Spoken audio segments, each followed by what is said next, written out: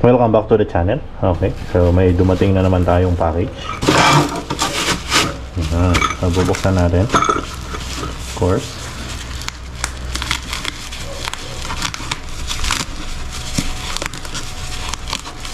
Kasi, ang totoo niyan, gusto ko naman yung MIBB.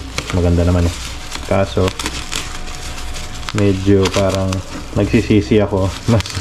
Parang mas gusto ko yung looks ng Acra, ng Acrapovic. Kasi yung MIBB, maliban sa almost tunog stock siya. Almost tunog stock kasi yung MIBB. Yung looks niya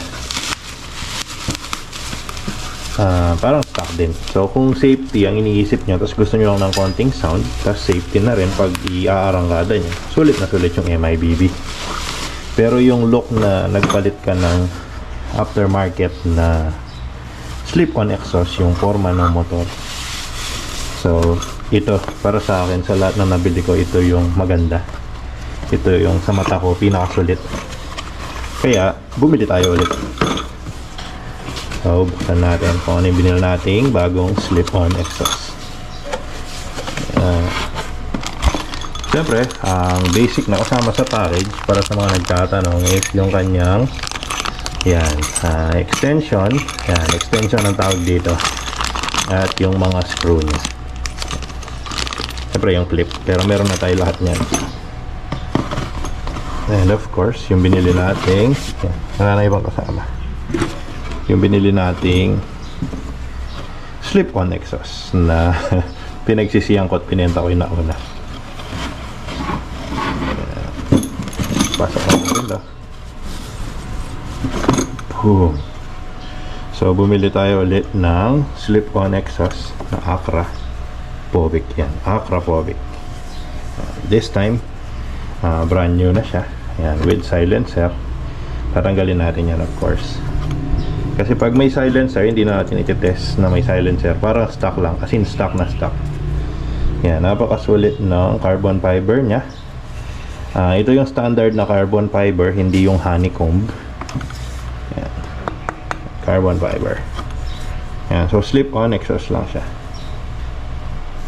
Napakasulit. Yan, so mas gusto ko yung looks nito para sa Duke 390. Actually, kahit magka-RC 390 ako, ganito yung bibilin ko. Tapos, so nga pala, pinabalak ko na rin mag mid-pipe kasi nahihinaan ako sa sound pagka mga long ride at super open yung roads like expressway or sa mga ibang city or hindi city, mga barangay na open roads talaga. So testingin natin.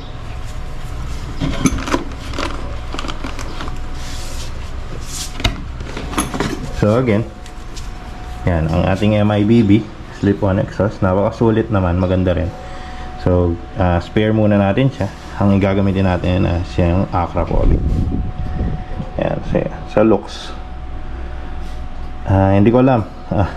Siguro kung silver yung binili ko kasi kala ko medyo maganda yung black dahil para slick nga na parang stock lang. Pero parang hindi ko kasi masyadong nafe-feel na naka-slip-on exhaust ako pag nakikita ko siya. Mas gusto ko to itong pag yung silver niya pag nasinagan ng ilaw sa gabi. Nakaka-addict tignan. Yeah.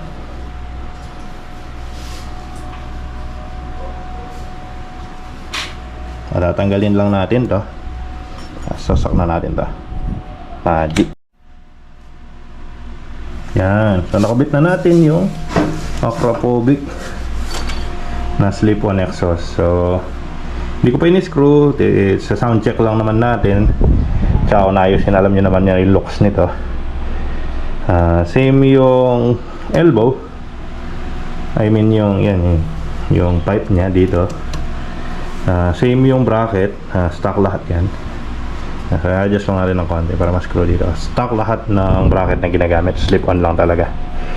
Andiyan pa yung silencer. So yan, hindi ko alam, gusto ko tong look nya na to. Napakaganda yan, napakakinang ng carbon fiber. Carbon fiber. Yan. And pinunasan na pala natin yan para wala yung fingerprint. Panasan ko na lang ulit kasi sinuha ko na naman. Yan. Yan yung look ng ating KTM Duke 390. And of course, let's start our engine.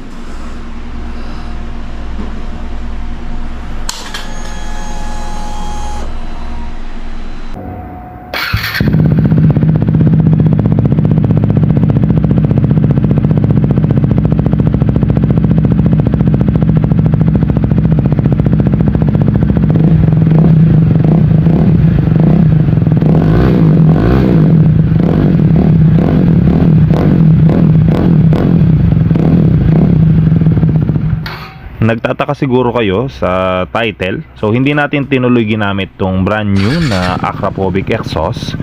So umorder tayo ng, siyempre makikita nyo kung anong slip-on yan sa next video natin regarding sa upgrade ng KTM Duke 390. So ginawa natin tong giveaway.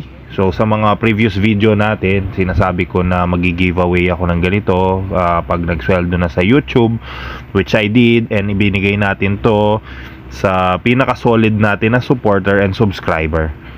So nakita niya, napanood niya yung mga video na yon, and nakapag-comment siya, nakapag-message sa akin, kaya sa kanya napunta to. Konting RPM.